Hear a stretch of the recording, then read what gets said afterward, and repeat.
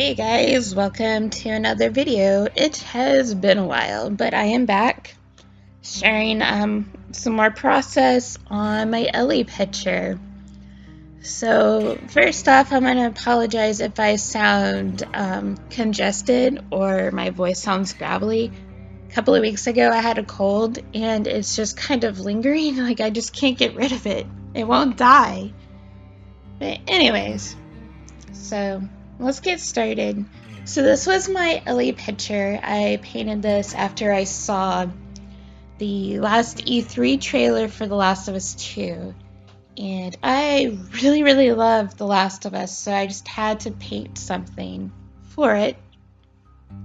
This is actually my second Ellie painting, but I just wanted to try something new. So this was the result. And this painting was a pain in my butt. Oh my god.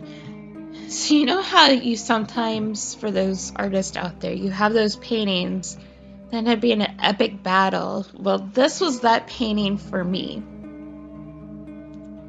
Okay, so technically it really wasn't an epic battle, but it was a battle. And it all started with transferring my sketch to the watercolor paper.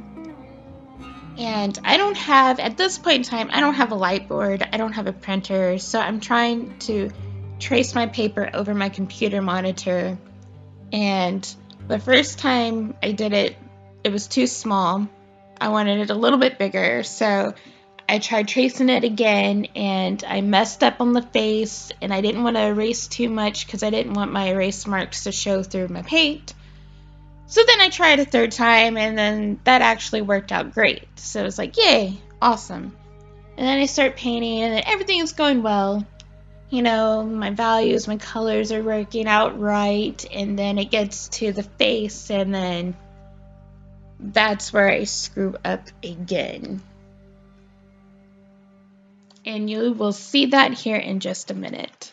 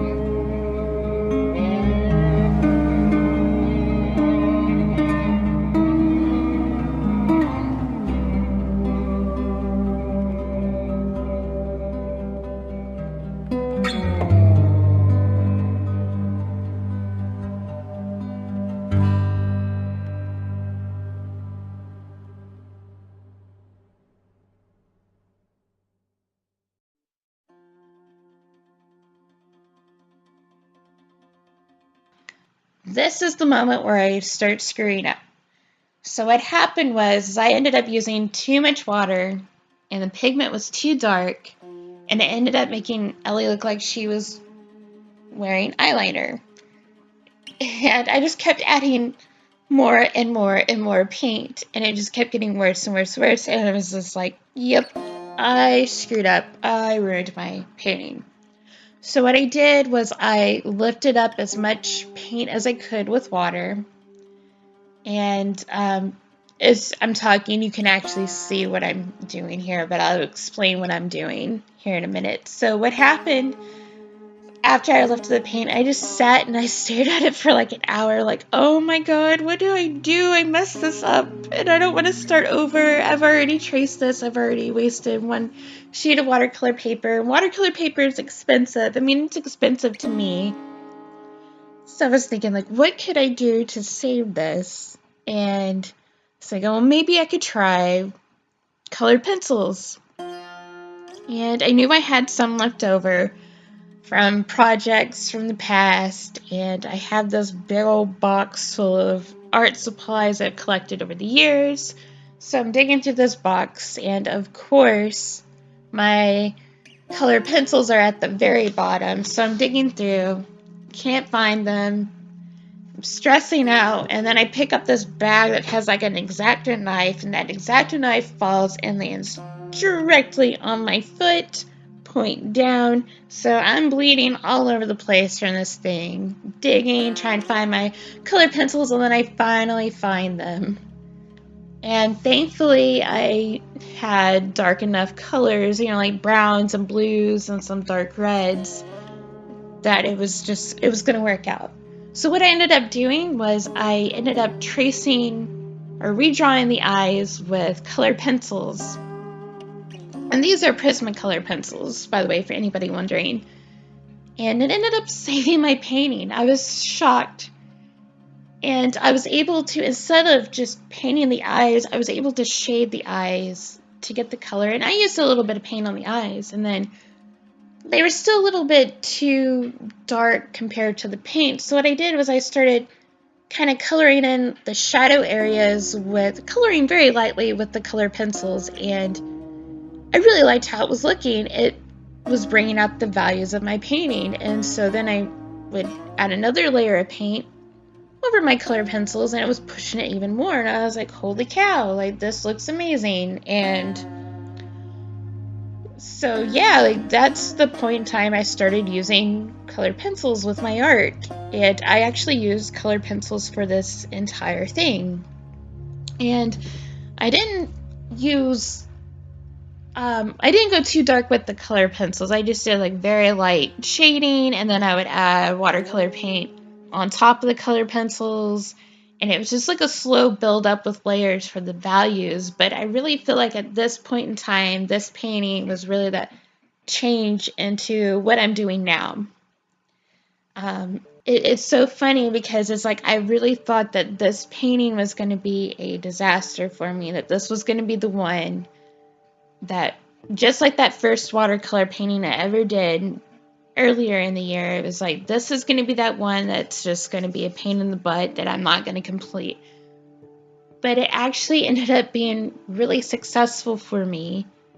And it's funny, it's like during those times, you know, you're stressed, you're thinking it's going to be a disaster, and you try something new, and it ends up working out. It ends up working out for the better, and it's just, I don't know, it's hard to explain unless you've been there. It's weird. I mean, I guess this can apply to other life things, but yeah, like ever since this painting, I started using color pencils with all my paintings.